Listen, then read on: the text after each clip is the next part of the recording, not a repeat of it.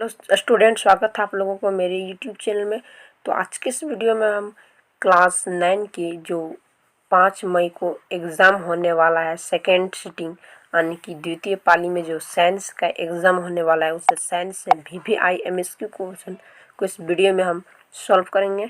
और ये क्वेश्चन सब हम अपने हाथों से बनाए हैं, किताब से, सब्जेक्टिव किताब से खोज के सब एक एक चैप्टर वाइज सब क्वेश्चन बनाए हैं। और मैं गारंटी के साथ कहता हूँ ये क्वेश्चन आप लोग को कल के एग्ज़ाम में, 5 मई के एग्ज़ाम में देखने को मिलेगी। सेम यही सब क्वेश्चन आएगा, मैं गारंटी के साथ कहता हूँ, दावे के साथ कहता हूँ, क्योंकि मैं ये क्वेश्चन अपने हाथों से बनाया हूँ और मैं अपने आप पर विश्वास करता हूँ। और ये क्वेश्चन एकदम फिक्स है, जैक बोर्ड इसी तरह के क्वेश्चन पूछते हैं और ये क्वेश्चन श्योर है कि आएगा। उससे पहले कि आपने अभी तक मेरे यूट्यूब चैनल को सब्सक्राइब नहीं किया तो पहले सब्सक्राइब कर दें, क्योंकि वीडियो बहुत लोग देखते हैं लेकिन चैनल को सब्सक्राइब नहीं करते हैं। और साथ ही साथ अपने दोस्तों के साथ भी शेयर करें, ठीक है ना। अब चलते हैं, वीडियो स्टार्ट करते हैं। पदार्थ की कितनी अवस्थाएं होते हैं। पहला क्वेश्चन है, पदार्थ की कितनी अवस्थाएं होते हैं। पहला ऑप्शन 1, दूसरा ऑप्शन 2, तीसरा ऑप्शन 3, चौथा ऑप्शन है 4। तो पदार्थ की कितनी अवस्थाएं होते हैं? 3 अवस्थाएं। कौन कौन से? ठोस, पहला होता है ठोस, दूसरा होता है द्रव और तीसरा क्या होता है? गैस, ठीक है। तीसरा गैस होता है, ठीक। अब चलते हैं अगला क्वेश्चन की ओर। अगला क्वेश्चन, प्रकृति में कौन सा पदार्थ ठोस, द्रव और गैस तीनों अवस्था में पाया जाता है। पहला ऑप्शन है मिट्टी, दूसरा ऑप्शन है हवा, तीसरा ऑप्शन है जल, चौथा ऑप्शन ऑक्सीजन। तो जल जो है तीनों अवस्था में पाया जाता है। जम जाता है तो ठोस, और अभी जब गर्म करते हैं तो उबलने लगता है तब वो गैस में बन जाता है, और जब सीमित रहता है तब जल द्रव में रहता है। किस अवस्था में अणुओं की ऊर्जा अधिकतम होती है? तो गैस में अणुओं की ऊर्जा अधिकतम होती है। ऑप्शन नंबर सी जो है बिल्कुल सही आंसर है। किस अवस्था में अणुओं की ऊर्जा सबसे कम होती है? तो किस अवस्था में अणुओं की ऊर्जा सबसे कम होती है? ठोस में। ये नंबर बिल्कुल सही आंसर। अब चलते हैं अगला क्वेश्चन की ओर। अगला क्वेश्चन, गैस के कणों के बीच आकर्षण बल होता है। तो गैस के कणों के बीच आकर्षण बल जो होता है वो बहुत कम होता है, ठीक है ना। ठोस के कणों के बीच आकर्षण बल अधिक होता है। किस अवस्था में कणों के बीच रिक्त स्थान कम होता है? तो ठोस में जो रिक्त स्थान होता है वो कम होता है। चलते हैं अगला क्वेश्चन की ओर। अगला क्वेश्चन, गर्म करने पर गैस का आयतन, पहला ऑप्शन है बढ़ता, दूसरा ऑप्शन है घटता, तीसरा ऑप्शन अपरिवर्तित रहता है, तो चौथा ऑप्शन है कोई नहीं, तो बढ़ता है। ऑप्शन नंबर ए जो है बिल्कुल सही आंसर है। अब चलते हैं अगला क्वेश्चन की ओर।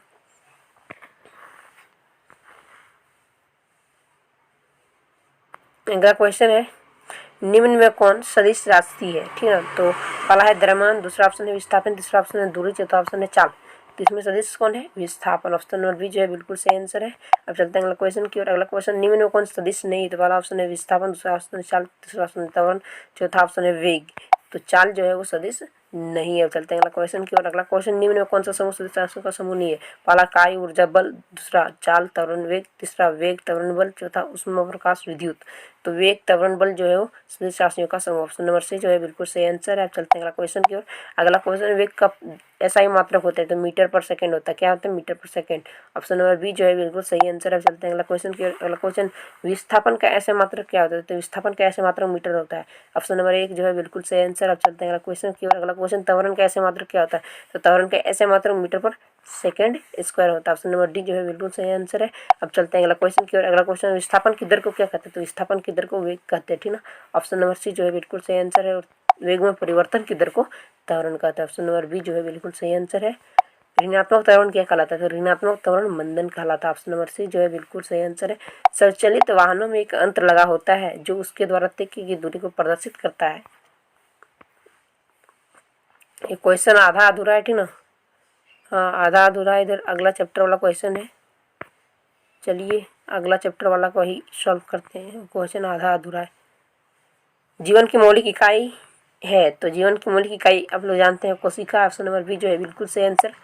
सर्वप्रथम कोशिका की खोज किसने की? तो सर्वप्रथम कोशिका की खोज रॉबर्ट हुक ने की, मृत कोशिका की खोज। अब चलते हैं अगला क्वेश्चन की। अगला क्वेश्चन, सबसे पहले जीवित कोशिका की खोज किसने की? जीवित कोशिका की बात आई तो ल्यूएन हॉक ने की। अब चलते हैं अगला क्वेश्चन की। अगला क्वेश्चन, रॉबर्ट हुक कोशिका की खोज कब की गई? तो 1665 ईस्वी में। और जीवित कोशिका की खोज 1674 ईस्वी में ल्यूएन हॉक ने की। ये आप लोग याद रखिएगा, आ जाएगा परीक्षा में। सबसे छोटी कोशिका है, तो सबसे छोटी कोशिका माइक्रोप्लाज्मा है, ठीक ना। अब चलते हैं अगला क्वेश्चन की। अगर सबसे बड़ी कोशिका किसकी है? तो शुतुरमुर्ग का अंडा। ऑप्शन नंबर सी जो है बिल्कुल सही आंसर है। जंतु कोशिका की सबसे बाहरी परत को क्या कहते हैं? तो प्लाज्मा झिल्ली कहते हैं। ऑप्शन नंबर 1 जो है बिल्कुल सही आंसर है। अगला क्वेश्चन, कोशिका झिल्ली को डैश भी कहा जाता है, तो प्लाज्मा झिल्ली भी कहा जाता है। ऑप्शन नंबर 1 जो है बिल्कुल सही आंसर। प्लाज्मा झिल्ली को डैश झिल्ली कहते हैं, तो प्लाज्मा झिल्ली को वर्णात्मक झिल्ली कहते हैं। ऑप्शन नंबर बी जो है बिल्कुल सही आंसर। अब चलते हैं अगला क्वेश्चन की ओर। अगला क्वेश्चन, बल का ऐसे मात्रक है, तो बल का ऐसे मात्रक जो होता है वो न्यूटन होता है। न्यूटन किसका मात्रक है, तो बल का। ऑप्शन नंबर ए जो है बिल्कुल सही आंसर। 1 न्यूटन किसके बराबर होता है, तो 1 kg मीटर पर सेकेंड। ऑप्शन नंबर मीटर पर सेकेंड स्क्वायर जो है बिल्कुल सही आंसर, ऑप्शन नंबर 1। अब चलते हैं अगला क्वेश्चन की ओर। अगला क्वेश्चन, 2 kg द्रव्यमान वाली वस्तु को 5 मीटर पर सेकेंड स्क्वायर की दर से त्वरित करने में कितना बल की आवश्यकता होगी। तो यहाँ देखिए हम हल किए हैं।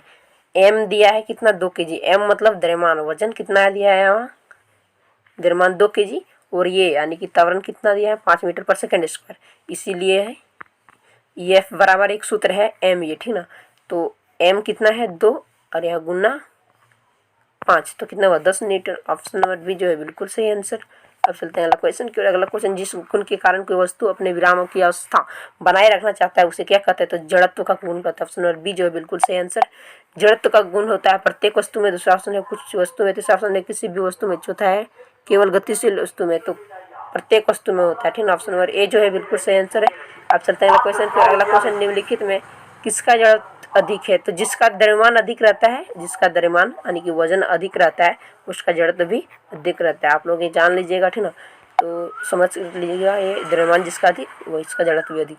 तो यहाँ सबसे भारी वाला चीज कौन है, रेलगाड़ी है, इसका द्रव्यमान अधिक है तो इसका जड़त्व भी अधिक होगा। ऑप्शन नंबर डी जो है बिल्कुल सही आंसर है। किसी वस्तु के जड़त्व की माप होता है तो द्रव्यमान की माप होता है, ठीक है। ऑप्शन नंबर ए जो है बिल्कुल सही आंसर है। अगला क्वेश्चन है, यदि 2 वस्तु ए और बी के द्रव्यमान क्रमशः 6 kg तथा 34 kg हो तो पहला ऑप्शन है ए का जड़त्व बी की जड़त्व से अधिक होगा, नहीं ये नहीं होगा।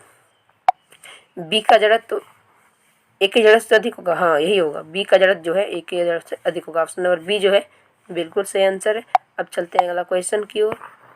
जड़त्व का नियम गति के किस नियम दर्शाता है, जड़त्व का नियम गति के प्रथम नियम से दर्शाता है, और बल का माप द्वितीय नियम से मिलता है, ठीक ना, और ठीक ना, बल का माप द्वितीय नियम से मिलता है और जड़त्व का नियम गति के प्रथम नियम से मिलता है, ठीक। अब चलते हैं अगला क्वेश्चन की ओर। अगला क्वेश्चन, कोशिकाओं के समूह को कहा जाता है, ठीक ना, तो उत्तक कहा जाता है। ऑप्शन नंबर ए जो है बिल्कुल सही आंसर। निम्न में कौन पादप उत्तक नहीं है, तो विभज्योतक जो है पादप है, पैरेन्काइमा जो है पादप है, जाइलम है जो है पादप है, लेकिन एपिथेलियम में तो जो पादप नहीं है। ऑप्शन नंबर डी जो है बिल्कुल सही आंसर है। प्रहर का शिरस्त्र विभज्योतक कहाँ पाया जाता है, तो जड़ों एवं तनों की वृद्धि वाले भाग में। ऑप्शन नंबर ए जो है बिल्कुल सही आंसर है। और अगर पूछा जाए जड़ों एवं तनों के मोटाई वाले भाग में कौन सा उत्तक पाया जाता है, तो केबियम उत्तक, ठीक है। और तनों एवं पत्तियों के पर्वसंधियों के पास अंतरिक्ष, ठीक है, याद रखिएगा। सरल स्थायी उत्तक कितने प्रकार के होते हैं, तो बता दें सरल स्थायी उत्तक 3 प्रकार के होते हैं, ठीक है। सरल स्थायी उत्तक 3 प्रकार के होते हैं। मैं यहाँ सारणी बना दे रहा हूँ। पहला पैरेन्काइमा, और दूसरा होता है कोलेनकाइमा, ठीक ना, कोलेनकाइमा, और तीसरा स्क्लेरेनकाइमा, ठीक ना, याद रखिएगा 3 होता है। अगला क्वेश्चन है, नारियल का रेशा किस उत्तक का बना होता है, तो स्क्लेरेनकाइमा का बना होता है, दृढ़ उत्तक जिसको कहते हैं। निम्न में कौन सा उत्तक भोजन का संवहन करता है, तो फ्लोएम। ऑप्शन नंबर बी जो है बिल्कुल सही आंसर है। बात करें जाइलम की, तो जाइलम जल तथा खनिज लवण का संवहन करता है और फ्लोएम भोजन का, ठीक ना। ऑप्शन नंबर बी जो है बिल्कुल सही आंसर है। पादपों में गैसों का आदान प्रदान किस संरचना के द्वारा होता है, तो पादपों में गैसों का आदान प्रदान रंध्र यानी कि स्टोमाटा द्वारा होता है। ऑप्शन नंबर ए जो है बिल्कुल सही आंसर है। अब चलते हैं अगला क्वेश्चन की ओर। अगला क्वेश्चन, जल के एक अणु में हाइड्रोजन व ऑक्सीजन के भार का अनुपात होता है, तो आप लोग को ये याद नहीं करना है, इसको एक ट्रिक से निकालना है। तो जल के अणु यानी कि H2O में हाइड्रोजन क्या है, H2। हाइड्रोजन का परमाणु द्रव्यमान कितना होगा, एक हाइड्रोजन है, नीचे 2 है, 1 गुना 2 यानी कि 2। ऑक्सीजन का 16 होता है, आप लोग जानते हैं, तो 2/16 कर देना है, 2 एकम में 2, 2/16 यानी कि 1:8 जो है बिल्कुल सही आंसर, ऑप्शन नंबर बी। अब चलते हैं अगला क्वेश्चन की ओर। अगला क्वेश्चन, किस वैज्ञानिक के अनुसार परमाणु अविभाज्य होता है, तो डाल्टन के अनुसार। ऑप्शन नंबर बी जो है बिल्कुल सही आंसर। अब चलते हैं अगला क्वेश्चन की ओर। अगला क्वेश्चन, सभी धर्मों की रचनात्मक इकाई को क्या कहते हैं, तो सभी धर्मों की रचनात्मक इकाई को परमाणु कहते हैं। ऑप्शन नंबर बी जो है बिल्कुल सही आंसर है। सोडियम के परमाणु का प्रतीक है, ये क्वेश्चन श्योर आएगा, प्रतीक जो होता है वो आएगा। सोडियम का जो परमाणु प्रतीक है वो N ये है। आयरन लोहा का आधुनिक प्रतीक क्या है, तो फीरस यानी कि Fe है। अब चलते हैं अगला क्वेश्चन की। अगला क्वेश्चन, क्लोरीन का आधुनिक प्रतीक क्या है, तो क्लोरीन का Cl है, ठीक है। ऑप्शन नंबर सी जो है बिल्कुल सही आंसर है। निम्न में कौन आयन है? तो PO4 3 ऋण माइनस, जिसमें नेट आवेश विद्यमान होता है उसी को आयन कहते हैं, ठीक ना। परमाणु का ऐसा समूह जिसमें नेट आवेश विद्यमान होता है। एल्यूमिनियम ऑक्साइड का रासायनिक सूत्र है। सबसे पहले एल्यूमिनियम ऑक्साइड का रासायनिक सूत्र निकालेंगे।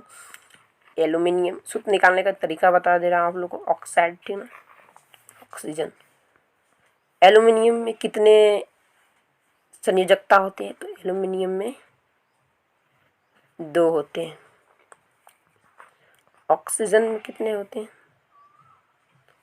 तो ऑक्सीजन में 3 होते हैं। 1 मिनट। एल्यूमिनियम में जो होते हैं संयोजकता वो 3 होते हैं ना, और ऑक्सीजन में जो होते हैं वो 2 होते हैं। और ये दोनों जब क्रॉस मल्टीप्लाई गुना होगा तो Al2O क्यूब होगा, ठीक ना। लेकिन मेरे अकॉर्डिंग से हम गलती निकाल रहे हैं। इसका जो आंसर होगा वो Al3O2 होगा। एल्यूमिनियम ऑक्सीजन में ऑक्साइड दिया है, ठीक ना, ऑक्साइड, तो इसका 3 संयोजकता होगा, यानी कि ऑप्शन नंबर डी जो है बिल्कुल सही आंसर है। हम गलत निकाल रहे थे। अगला क्वेश्चन सोडियम ऑक्साइड का सूत्र है। तो सोडियम ऑक्साइड, सोडियम का रासायनिक प्रतीक क्या है? Na। ऑक्सीजन का वो, सोडियम में कितने संयोजकता रहते हैं? 1, और ऑक्सीजन में 2। क्रॉस मल्टीप्लाई गुना होगा ये दोनों। ये भाई याद रखिएगा, ये सब ट्रिक परीक्षा में काम आएगा। तो ये हो जाएगा Na2 और ये हो जाएगा O1, यानी कि Na2O, ठीक ना। ऑप्शन नंबर ए जो है बिल्कुल सही आंसर है। अब चलते हैं अगला क्वेश्चन। अगला क्वेश्चन जल का रासायनिक सूत्र है। तो सबसे पहले जल में क्या रहता है? एक हाइड्रोजन रहता है, एक ऑक्सीजन रहता है। हाइड्रोजन का संयोजकता 1 होती है, ऑक्सीजन का 2 होता है। क्रॉस मल्टीप्लाई ये दोनों गुना होगा तो क्या होगा? H2O1, यानी कि H2O। ऑप्शन नंबर बी जो है बिल्कुल सही आंसर है। अब चलते हैं अगला क्वेश्चन की ओर। अगला क्वेश्चन 2 पिंडों के बीच लगने वाले बल को कहते हैं। तो गुरुत्वाकर्षण बल कहता है। ऑप्शन नंबर बी जो है बिल्कुल सही आंसर है। अगला क्वेश्चन है 2 पिंडों के बीच गुरुत्वाकर्षण बल निर्भर नहीं करता है, तो उसके द्रव्यमानों के योग पर निर्भर नहीं करता, ठीक है। अब चलते हैं अगला क्वेश्चन की। अगला क्वेश्चन पृथ्वी तथा उसकी सतह पर रखी किसी वस्तु के बीच लगने वाले गुरुत्वाकर्षण बल का परिणाम ज्ञात करने का सूत्र है। तो F बराबर GM/m/r²। अब चलते हैं अगला क्वेश्चन। अगला क्वेश्चन स्वाभाविक गुरुत्वीय स्थिरांक जी का ऐसे मात्रक है। तो न्यूटन मीटर स्क्वायर पर किलोग्राम स्क्वायर। ऑप्शन से जो है बिल्कुल सही आंसर है। अब चलते हैं अगला क्वेश्चन की ओर। अगला क्वेश्चन पृथ्वी की गुरुत्वीय त्वरण जी का मान है। तो जी का मान जो होता है वो 9.8 मीटर पर सेकेंड स्क्वायर होता है। और बड़ा जी का मान पूछा जाए तो 6.673 गुना 10 की पावर -11 होता है, ठीक ना। 10 की पावर -11 होता है। गुरुत्वीय त्वरण का मान है पृथ्वी के अक्षांशों पर निर्भर करता है। ऑप्शन नंबर सी जो बिल्कुल सही आंसर है। निम्न में पृथ्वी के किस भाग में जी का मान अधिक होगा? तो ध्रुव पर अधिक होगा, ठीक है। ऑप्शन नंबर ए जो है बिल्कुल सही आंसर है। अब चलते हैं अगला क्वेश्चन की। अगला क्वेश्चन द्रव्यमान का ऐसे मात्रक है। तो द्रव्यमान का ऐसे मात्रक केजी है और भार का ऐसे मात्रक न्यूटन है। द्रव्यमान और भार में संबंध है W बराबर mg। ये एक सूत्र है W बराबर mg। इससे प्रश्न भी हल होती है, ठीक ना। W यानी कि भार, m मतलब द्रव्यमान, ठीक ना, वजन, और g मतलब गुरुत्वाकर्षण। g का मान 9.8 मीटर पर सेकेंड स्क्वायर होता है। ये आप लोग याद रखिएगा, परीक्षा में फिक्स है कि आएगा। मिलेंगे आपके साथ अगली ही VVI कुछ अगले सब्जेक्ट के क्वेश्चन के साथ। तब तक के लिए जय हिंद, जय भारत, वंदे मातरम।